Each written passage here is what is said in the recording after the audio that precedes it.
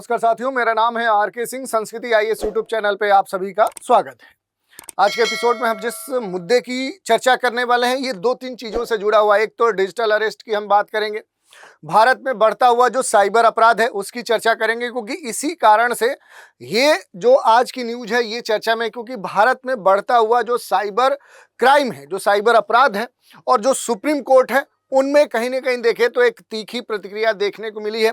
तो supreme court ने cyber अपराध के संदर्भ में कुछ खास दिशा निर्देश दिए हैं, जिस कारण से देखें तो आज हम इसकी चर्चा करने वाले हैं। क्योंकि सुप्रीम कोर्ट ने बोला है कि जो 3000 करोड़ की जो साइबर ठगी हुई है वो एक बड़ा जो मामला है उसका खुलासा हुआ है, और इसी के संदर्भ में देखें तो ये जो मामला है ये चर्चा में है। तो देखेंगे कि आखिर पूरा मामला है क्या।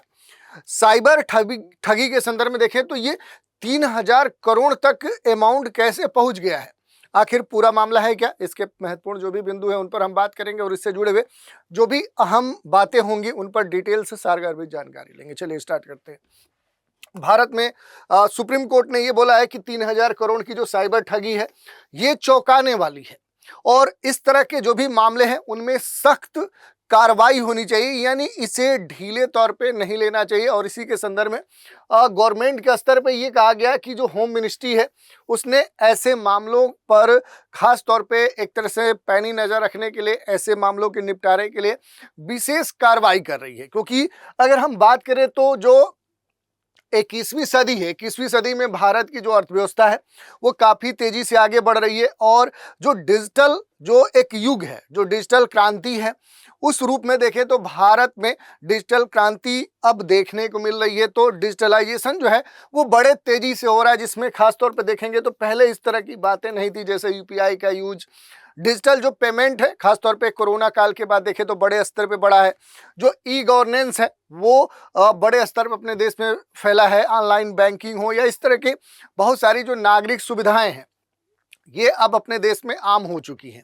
वहीं इनके समानांतर एक तरह से ये सारी पॉजिटिव चीज़ें हैं, इसके बहुत सारे एडवांटेज हैं, लेकिन इसके ठीक पैरेलल आप देखेंगे तो जो साइबर क्राइम है वो भी अब तेज़ी से बढ़ा है, और उसके नित्य नए नए जो अलग अलग डायमेंशन है, जो आयाम है, खतरनाक जो इकोसिस्टम है वो भी अब अपने देश में उभर कर आया है। और हाल ही में देखें तो सुप्रीम कोर्ट ने इस तरह के जो साइबर अपराध हैं, अलग अलग तरीके के जो साइबर क्राइम्स हैं, उनके संदर्भ में खास तौर पे उनकी जो एक अपने देश में जो एक भयावहता देखने को मिली है उस पर विशेष तौर पे टिप्पणी की है। देश भर में लोगों से लगभग 3000 करोड़ रुपए की जो साइबर ठगी हुई है, जो एक बड़ा अमाउंट का आंकड़ा आया है, वो चौंकाने वाला है। और इसी के संदर्भ में सुप्रीम कोर्ट ने खास दिशा निर्देश दिए कि इस तरह के मामलों पर कठोर कार्रवाई होनी चाहिए। और ये जो सुप्रीम कोर्ट का कमेंट है, जो टिप्पणी है, ये केवल आर्थिक आधार के संदर्भ में नहीं है, ये केवल इकोनॉमिक पर्सपेक्टिव में नहीं है, बल्कि क्या है कि भारत की जो एक न्यायिक विश्वसनीयता है, जो भारत में डिजिटल जो सिक्योरिटी है, नागरिक जो अधिकारों के हितों की जो सुरक्षा है, उसके संदर्भ में ये अहम चेतावनी मानी जा रही है। और इसी कारण से इस मुद्दे की हम चर्चा भी कर रहे हैं। चर्चा में आगे बढ़ेंगे उससे पहले आप सभी के लिए एक महत्वपूर्ण सूचना है। संस्कृति आईएएस की तरफ देखें तो स्पेशल सेल संचालित किया जा रहा, और ये जो सेल है यूपीएससी जो फाउंडेशन कोर्स हैं पीटी और मेंस के, इसके तहत संचालित जो विभिन्न कोर्स हैं, चाहे वो जीएस ओनली लाइव बैच हो, जीएससी सेट का लाइव कम्बो पैक हो, जीएस ओनली का ऑनलाइन कोर्स हो, या ऑप्शनल जो कोर्सेज हैं, इन पर एक महत्वपूर्ण जो डिस्काउंट है वो प्रदान किया जा रहा। और ये जो डिस्काउंट है ये कितना है, ये मोर देन 60% है, 60% से अधिक है। खास बात है कि ये सारे जो कोर्स हैं ये आपको आसान किस्तों पर भी, ईएमआई पर भी, ईएमआई की जो सुविधा है उस पर भी उपलब्ध है। इसके अलावा भी अगर कोई जानकारी चाहते हैं तो उसके लिए नीचे दिए गए जो नंबर है 9555124124 पे कॉल करके जानकारी प्राप्त कर सकते हैं, या फिर संस्कृति आईएएस की जो वेबसाइट है sanskrithias.com, यहाँ विजिट करके भी संबंधित जानकारी प्राप्त कर सकते हैं। और ये जो ऑफर है ये कब तक वैलिड है, तो ये 6 नवंबर 2025 तक वैलिड है, तो समय सीमा का ध्यान रखें। अब न्यूज़ की बात करते हैं, इससे जुड़े हुए जो भी महत्वपूर्ण बिंदु हैं उन पर हम बात करेंगे। तो यही बात है कि 21वीं सदी में अपने देश में जो डिजिटल क्रांति हुई है, इसके कई सारे जो नागरिक जो हित हैं वो इसके सामने आए हैं, लेकिन इसके पैरेलल बहुत सारे जो साइबर अपराध हैं, जो नए नए तरीके हैं, और उन कारण से देखें तो अपने देश में लगभग 3000 करोड़, इतना बड़ा जो अमाउंट है, ऐसे साइबर ठगी के मामले आए हैं। और इसी के संदर्भ में जो सुप्रीम कोर्ट है उसने खास तौर पे क्या किया है, दिशा निर्देश दिया है। अगर घटना के पृष्ठभूमि की बात करेंगे तो देखिए, सितंबर 2025 में हरियाणा के अंबाला जिले में एक बुजुर्ग जो दंपत्ति है उससे लगभग 1 करोड़ से रुपए से अधिक का अमाउंट का ऑनलाइन ठगी की गई। ठगों ने सुप्रीम कोर्ट और जांच एजेंसियों में फर्जी आदेश दिखाए, वीडियो कॉल पर जजों के फर्जी सिग्नेचर दिखाए और दंपत्ति को कहा कि वो डिजिटल अरेस्ट है। डिजिटल अरेस्ट क्या होता है उस पर हम आगे आएंगे। और इस तरह से देखें तो पीड़ितों के संदर्भ में देखें तो पीड़ितों ने जब मुख्य न्यायाधीश बी.आर. गवई के सामने पत्र लिखकर अपनी इस आप बीती को बताया तो कोर्ट ने स्वतः संज्ञान लेते हुए देश में चल रहे इस तरह के जो मामले हैं, जो साइबर जो क्राइम्स हैं, उसकी जांच करने के जो आदेश हैं वो दिए हैं। और उसके बाद देखें तो ये मामला सबके सामने आ चुका है। यहाँ पर न्यायमूर्ति जो सूर्यकांत और न्यायमूर्ति जो जय माल्या बागची हैं, इनकी जो खंडपीठ है वो इस तरह के जो मामले हैं इस पर खास तौर पे सुनवाई कर रही है। ये कहा गया है कि ये जो इंटरनेशनल लेवल का जो क्राइम है वो साइबर जो क्राइम है वो बन चुका है। और इसी कारण से देखें तो अब जांच में इंटरपोल, यूएन की जो साइबर क्राइम ट्रीटी जैसी जो संस्थाएं हैं उसकी मदद ली जा सकती है। और ऐसे मामले साधारण ठगी के नहीं है, बल्कि ये न्यायिक व्यवस्था के ऊपर एक प्रश्न चिन्ह खड़ा कर रहे हैं। तो महत्वपूर्ण बिंदु की बात करें कि 3,000 करोड़ रुपए से अधिक जो ठगी के चौंकाने वाले मामले हैं वो अब सामने आ रहे हैं। और ये जो मामले हैं ये सामान्य मामले नहीं हैं, ये न्यायिक व्यवस्था पर ही प्रश्न चिन्ह खड़ा कर रहे हैं। डिजिटल जो अरेस्ट है उसके जो मामले हैं वो राष्ट्रीय न्यायिक जो जांच है उसकी डिमांड करते हैं। तो केवल एक राज्य का मामला नहीं है, बल्कि पूरे भारत में इस तरह के जो भी मामले हैं ठगी के, साइबर ठगी के, डिजिटल एक तरह से फ्रॉड के, वो देखने को मिल रहे हैं। और अपने देश में जो सीबीआई है, गृह मंत्रालय है, उसकी भूमिका पर भी क्या है, अब सवाल उठाए जा रहे हैं कि जिस कारण से सीबीआई हो या फिर आईबी हो या इस तरह के जो होम मिनिस्ट्री है, इनके जो कार्य हैं या इनके जो दायित्व हैं वो क्या ये सही तरीके से निभा नहीं पा रहे हैं। और अब इस पर अंतर्राष्ट्रीय जो सहयोग की मांग की जा रही है उसकी भी कहीं ना कहीं इंटरपोल या यूएन की जो मदद है उसकी डिमांड अब खास तौर पे देखी जा रही है। तो इस कारण से देखें तो ये मामला चर्चा में है। इसके अलावा अगर देखेंगे तो इस मामले की जो अगली सुनवाई है वो 10 नवंबर 2025 को निर्धारित की गई है। जजों के फर्जी साइन और आदेश दिखाकर निर्दोष जो लोग हैं, खास करके बुजुर्गों को फंसाने की जो गंभीर घटनाएं हैं वो देखने को मिली है। और ये जो काम है ये कानून के खिलाफ हो रहा है और आम लोगों को कहीं ना कहीं देखे तो प्रभावित कर रहा है, उनके जनजीवन को प्रभावित कर रहा है। अब इस पूरे मामले के संदर्भ में कोर्ट की जो प्रतिक्रिया आई है, इसके संदर्भ में सरकार के रवैये की बात करें, क्या प्रतिक्रिया आई है, तो देखिए जो होम मिनिस्ट्री है, होम मिनिस्ट्री जो गृह मंत्रालय है, उसने ये बताया है कि साइबर जो क्राइम्स है, साइबर जो अपराध है, उनसे निपटने के लिए डेडिकेटेड जो साइबर क्राइम जो कंडीशन जो यूनिट है, जिसे हम 14C कहते हैं, वो पूरी तरह से अलर्ट है, काम कर रहा है। ये जो यूनिट है ये देश के विभिन्न राज्यों में जो साइबर पुलिस है, जो थाने हैं, वहां से डेटा कलेक्ट कर रही है और ठगी के पैटर्न को किस तरह का प्रतिरूप देखने को मिल रहा है उसका बाकायदा एनालिसिस भी कर रही है। सीबीआई की अगर इस तरह के मामलों में भूमिका की बात करें तो सीबीआई ने अपने पक्ष रखते हुए कहा है कि पहले से कुछ अंतर्राष्ट्रीय जो साइबर ठगी के मामले हैं उनकी जांच सीबीआई कर रही है। अदालत को सीलबंद जो रिपोर्ट है वो सौंपकर तकनीकी जो चुनौतियां हैं उसकी जानकारी सीबीआई देगी। इसके अलावा देखिए सॉलिसिटर जो जनरल तुषार मेहता है, उनका भी इस तरह के मामलों में बयान आया है। उन्होंने ये कहा कि इन अपराधों का जो संचालन केवल भारत में ही नहीं हो रहा है, ऐसा नहीं कि भारत में ही इस तरह के साइबर ठगी के मामले देखने को मिल रहे, बल्कि इस तरह के जो मामले हैं ये दुनिया के अन्य क्षेत्रों में, जैसे खासतौर पर देखें थाईलैंड, म्यांमार, दुबई जैसे जो बड़े बड़े जो डेवलप्ड देश हैं वहाँ पर भी स्कैम जो कंपाउंड है वो बनाए गए हैं। वहाँ पर इस तरह की घटनाएं कहीं ना कहीं आम हो गई और वहाँ से संचालित भी की जा रही है, जहाँ भारतीय युवाओं को खासतौर पे जो भी फर्जी नौकरी के नाम पर क्या है कि बुलाकर ठगी करवाई जाती है। तो ये लोग एक तरह से कह सकते हैं कि दास की तरह काम करते हैं और इन्हें मजबूर किया जाता है इस तरह के फ्रॉड करने के लिए। इस पूरे मसले में देखें, जैसे पहले मामले में देखें कि यह है कि डिजिटल जो अरेस्ट की बात की गई कि जो भी फ्रॉड्स थे उन्होंने दंपति को ये कहा कि आप लोग डिजिटल अरेस्ट हैं। मतलब उनके साथ बहुत सारे जो भी फेक डॉक्यूमेंट्स हैं, फेक जो वेरिफिकेशन है वो किया गया और उसके बाद उन्हें बोला गया कि आप डिजिटल अरेस्ट हैं। तो डिजिटल अरेस्ट कहने का मीनिंग क्या होता है? तो देखिए, जो डिजिटल अरेस्ट है ये क्या है? एक आधुनिक तरीका है, ये मॉडर्न टेक्निक है साइबर अपराध की पद्धति में, जिसमें अपराधी तकनीकी और मनोवैज्ञानिक डर का इस्तेमाल करके जो भी पीड़ित होता है उसे वर्चुअली कैद करता है, फिजिकल स्तर पे नहीं होता। जैसे आप जेल में जाते हैं तो क्या होगा कि फिजिकली स्तर पे एक जेल की संरचना होगी और उसमें आप बंद रहते हैं, लेकिन यहाँ पर क्या होता है कि सारा जो मामला होता है वो वर्चुअली होता है, कुछ भी फिजिकल नहीं होता है। अपराधी खुद को या तो बोलेगा कि हम सीबीआई से हैं, या इस तरह के किसी भी बड़े ऑर्गेनाइजेशन से बताएगा, बोलेगा नहीं नेशनल एनआईए से हैं हम, या फिर कहेगा कि हम किसी बड़े बैंक के अधिकारी हैं। वीडियो कॉल पर ये कहेगा कि कोर्ट रूम दिखा देगा, या इस तरह का जो सेटअप है कि ठीक है हम सीबीआई से हैं, सीबीआई का एक कार्यालय दिखा देगा, बहुत सारे पुलिस या इस तरह का इंफ्रा जो है वो दिखा दिया जाता है, आईडी कार्ड दिखाए जाते हैं, लोगो दिखाए जाते हैं, यानी अपनी जो पहचान है उसे वर्चुअली रहते हुए रियल दिखाने का प्रयास किया जाता है, ताकि शिक्षित व्यक्ति, समझदार व्यक्ति भी उस पर विश्वास कर ले कि सामने वाला जो व्यक्ति है वो जो कह रहा है वो सही है।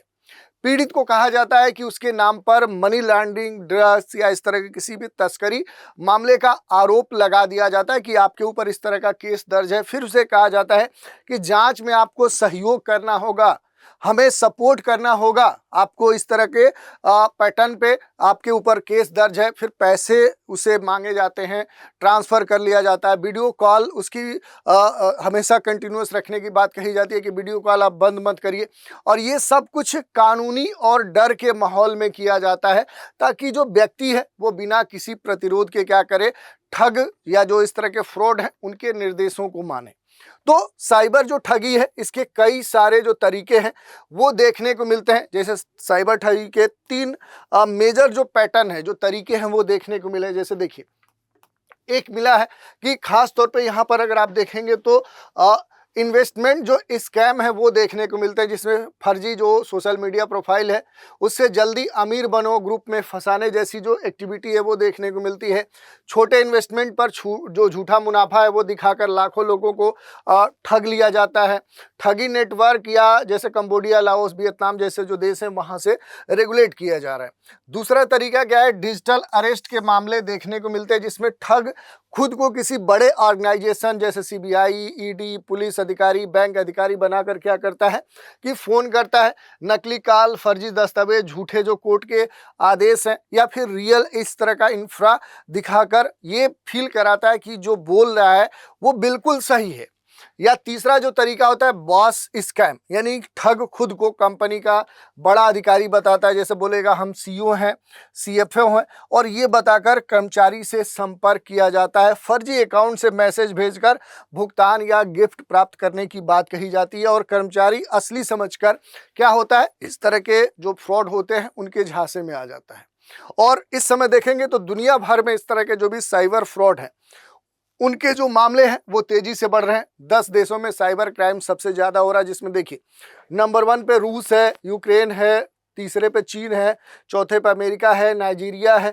यहाँ पर बड़े स्तर पे क्या है कि साइबर जो क्राइम्स हैं या साइबर जो फ्रॉड्स हैं उनके मामले देखने को मिल रहे हैं, और इस श्रेणी में भारत भी शामिल है। भारत में भी देखें तो बड़े स्तर पे दुनिया में 10वें नंबर पे आता है साइबर फ्रॉड के जो मामले हैं उस तरह के मामलों के संदर्भ में। तो जो डेटा है वो पूरी दुनिया में दर्शा रहा है कि पूरे दुनिया में क्या हो रहा है कि इस तरह के साइबर जो क्राइम्स हैं उनके जो मामले हैं वो दिन प्रतिदिन बढ़ रहे हैं। कुछ और आंकड़े देखिए, सांख्यिकी जो स्टैटिक जो डेटा है, जिसमें आप देखिए 2024 में बड़े स्तर पे ठगी के मामले देखने को मिले, लगभग 1100 करोड़ का मामला देखने को मिला। पहले ये दिल्ली, मुंबई, बेंगलुरु जैसे बड़े जो मेट्रोपॉलिटन सिटीज़ हैं वहीं पर देखने को मिलते थे, लेकिन अब जो पैटर्न है उस पैटर्न में देखेंगे तो अब मुख्य शहरों के बजाय, बड़े शहरों के बजाय क्या है कि अब छोटे नगरों और ग्रामीण क्षेत्रों में भी इस तरह के साइबर ठगी के जो मामले हैं वो देखने को मिल रहे हैं। और वर्तमान में जो अभी तक डेटा है जिसमें कहा गया है कि लगभग 3000 करोड़ से अधिक की ठगी जो है वो हो चुकी है। कुछ और बातों पर हम चर्चा करते हैं। जैसे टॉप जो साइबर ठगी जो पैटर्न है, इसमें देखिए इन्वेस्टमेंट जो स्कैम है ये खास तौर पे देखने को मिल रहा है। डिजिटल जो अरेस्ट है ये बड़ा कॉमन हो चुका है। बास स्कैमिंग जिसकी हमने चर्चा की, फर्जी ग्राहक जो सेवा काल है उसके पैटर्न को इसमें एडॉप्ट किया जा रहा है। रोमांस या ऑनलाइन जो फ्रेंडशिप स्कैम है ये भी बड़ा कॉमन हो गया है कि सामने वाले व्यक्ति की तरफ से इस तरह के झांसे में देकर सामने वाले व्यक्ति के साथ फ्रॉड करके या तो उसे पैसे मांगे जा रहे हैं या उसे कहीं ना कहीं एक तरह से इकोनॉमिक स्तर पे उसे लॉस पहुंचाने का कोशिश किया जाता है। कुछ और बातें हैं, जैसे अंतर्राष्ट्रीय अगर सिनेरियो में देखें तो जो भी स्कैम कंपाउंड्स हैं ये दक्षिण पूर्व एशिया जैसे म्यांमार, लाओस, कंबोडिया, थाईलैंड जैसे जो देश है, यहाँ हजारों जो डिजिटल एक तरह से कह सकते हैं कि जो गुलाम कह सकते हैं, गुलाम जो है वो भारत, चीन, अन्य देशों को क्या करते हैं, टारगेट करते हैं। ह्यूमन साइबर जो स्लेवरी है वो यहाँ पर एक तरह से देखने को मिल रही है और इसी के संदर्भ में जो यूनाइटेड नेशन है, इंटरपोल, दोनों इन तरह के जो रिपोर्ट हैं इन पर जारी कर रही है कि आखिर डेटा वास्तव में क्या है। भारत की अगर साइबर कूटनीति की बात करें तो भारत बुडापेस्ट जो कन्वेंशन है उसका महत्वपूर्ण जो हस्ताक्षर करता है वो तो नहीं है, लेकिन ग्लोबल साउथ जो साइबर फ्रेमवर्क बनाने की दिशा में देखें तो भारत हमेशा प्रयासरत रहा है। दिल्ली डिक्लेरेशन ऑन जो साइबर विजिलेंस 2023 है उसके तहत भारत ने भी वैश्विक सहयोग की पहल की है। अगर इस तरह के मामलों में थोड़ा सा हम संवैधानिक पहलू की बात करें तो जो आर्टिकल 21 है, जो 21वां अनुच्छेद है, ये क्या कहता है कि जो लाइफ है, जो जीवन है और जो व्यक्तिगत जो पर्सनल कह सकते हैं कि जो फ्रीडम है, जो व्यक्तिगत जो स्वतंत्रता है उसका जो अधिकार है वो प्राप्त होता है। और ये कहाँ पर लागू होता है तो ये डिजिटल क्षेत्र में भी क्या होता है, ये लागू होता है। तो ये अधिकार हमें संविधान का 21वां जो आर्टिकल है वो देता है। दूसरी बात, सूचना प्रौद्योगिकी जो अधिनियम 2000 का आईटी एक्ट है, इसकी धारा जो 66C है या जो 66D है, दोनों किससे जुड़ती हैं तो ये इसी तरह के मामलों से जुड़ती हैं। या फिर 67B भी क्या होता है कि साइबर जो धोखाधड़ी है उससे जुड़ा हुआ है। डेटा जो संरक्षण अधिनियम 2023 है वो भी क्या है कि निजी जो डेटा है उनकी सुरक्षा और उनके अनाधिकृत उपयोग को नियंत्रित करने से जुड़ा हुआ है। इंडियन जो साइबर क्राइम जो कोऑर्डिनेशन सेंटर है जिसे हम 14C शॉर्ट रूप में कहते हैं, तो साइबर अपराधों की जो भी रिपोर्टिंग है, जो समन्वय है, उसके लिए क्या है, ये देश में राष्ट्रीय समन्वय प्लेटफॉर्म के रूप में काम करता है। डिजिटल अगर अरेस्ट की हम बात करें, ऐसे अगर किसी के साथ तो हो ना पाए उसके लिए अगर हम पहचान की बात करें तो देखिए डिजिटल अरेस्ट स्कैम को ऐसे कर सकते हैं आप डिटेक्ट, जैसे पुलिस कभी भी व्हाट्सअप कॉल नहीं करती। अगर आपको इस तरह का कोई भी व्हाट्सअप कॉल आ रहा है तो आपको तुरंत अलर्ट हो जाना है। पुलिस व्हाट्सएप पे एफआईआर की कॉपी कभी नहीं भेजती है। तो अगर आपके साथ कोई इस तरह की बात देखने को मिलती है, कोई सामने से भेजता है व्हाट्सएप और कहता है कि नहीं आपकी ये एफआईआर कॉपी है, तो ये बिल्कुल क्या है, ये संभव नहीं है। पुलिस कभी भी पैसे की डिमांड नहीं करती। अगर किसी भी पुलिस कर्मी के द्वारा, अधिकारी के द्वारा अगर आपसे पैसे मांगे जाते हैं किसी भी मामले के संदर्भ में, किसी भी आपके अगर सही में भी आपके ऊपर कोई आरोप है, तो अगर आपके साथ इस तरह की घटना आती है तो आपको अलर्ट होना है कि नहीं, बिल्कुल पुलिस के द्वारा इस तरह की बातें नहीं देखने को मिलती है। पुलिस तुरंत पैसे या पर्सनल जानकारी देने के लिए कभी भी आपको फोर्स नहीं करती है, डराती नहीं है और पुलिस काल के दौरान अन्य लोगों से बातचीत करने से नहीं रोकती है। ऐसा नहीं होता है कि आपको डिजिटल अरेस्ट किया जाए कि नहीं, आपने बोला कि ठीक है हम अपने किसी पर्सनल व्यक्ति, अपने एडवोकेट, अपने किसी परिवार के सदस्य से बात करना चाहते हैं तो सामने वाला ये नहीं बोलेगा कि आपको किसी से बात नहीं करना है। तो इस तरह की अगर कोई भी अगर आपके साथ एक्टिविटी देखने को मिलती है तो आपको अलर्ट हो जाना है। इसके अलावा अगर आप देखेंगे तो भारत के समक्ष भी कई सारी चुनौतियां हैं, जैसे अंतर्राष्ट्रीय अधिकार क्षेत्र की जो लिमिटेशन है, जो एक सीमा है वो देखने को मिलती है, क्योंकि विदेश में बैठे हुए जो अपराधी हैं वो दुनिया के विभिन्न क्षेत्रों में इस तरह के साइबर जो फ्रॉड है उनकी घटनाओं को अंजाम देते हैं और इस कारण से एक बड़ा जो कह सकते हैं अलग अलग देशों के साथ जो हमारे जो संबंध हैं वो इसमें अहम रोल निभाते हैं और कई बार ऐसा होता है कि जो सीमाएं हैं वो इसमें तकनीकी बाधा उत्पन्न करती हैं। तकनीकी जटिलता भी है, जैसे डीप फेक, VPN या क्रिप्टो जो ट्रेल है ये ट्रैक करना कई बार कठिन हो जाता है। साइबर जो पुलिस है उसे अब देखें तो और एडवांस करने की ज़रूरत है, क्योंकि अपने देश में जो साइबर पुलिस है उसके पास जो नॉलेज है, जो ट्रेनिंग है, वो बहुत ही वैश्विक स्तर का नहीं है, क्योंकि दुनिया में जो साइबर फ्रॉड करने वाले जो इस तरह के फ्रॉड्स हैं, उनके पास तकनीकी और विशेष प्रशिक्षण होता है। तो उस लेवल पे क्या करना होगा, अपने देश के साइबर जो पुलिस है उसे लाना होगा, ट्रेनिंग देना होगा। सबसे खास बात जो है कि जन जागरूकता का अभी भी अपने देश में अभाव है। बहुत सारे जो लोग हैं, वरिष्ठ नागरिक हैं और कम पढ़े लिखे लोग या कम समझदार जो लोग हैं, वो आसानी से क्या होते हैं कि इस तरह के जो फ्रॉड्स होते हैं उनके झांसे में आ जाते हैं। कई बार काफ़ी पढ़े लिखे समझदार लोग भी जागरूकता के अभाव में क्या होते हैं कि इस तरह के फ्रॉड में फंस जाते हैं। फ्रॉड रिकवरी जो सिस्टम है उसकी जो गति है वो अभी भी अपने देश में क्या है, धीमी है, जिसकी कहीं ना कहीं उसे और रिफॉर्म्स करने की ज़रूरत है।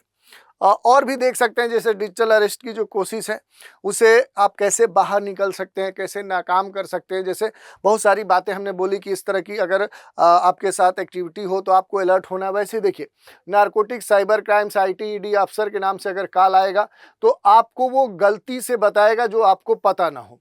आपको डिजिटल अरेस्ट करने की जानकारी देंगे। डिजिटल अरेस्ट में 24/7 एक कमरे में कैमरे के सामने रहना पड़ता है, जिससे आपको बाहर निकलना है। डिजिटल अरेस्ट करने के लिए किसी को भी शिकार बनाया जा सकता है। जो लोग अपडेट नहीं रहते हैं उन्हें डिजिटल अरेस्ट होने का जो खतरा है वो सबसे अधिक होता है। तो ये सारी बातें हैं। अगर डर लगे तो घर वालों से बात करें और नज़दीकी जो भी पुलिस स्टेशन है उससे आप कांटेक्ट करें। कॉल करने वालों को कॉल करने वालों का जो बताया गया कोई भी ऐप है वो कभी भी आप मोबाइल से या किसी भी डिजिटल डिवाइस से अपलोड ना करें।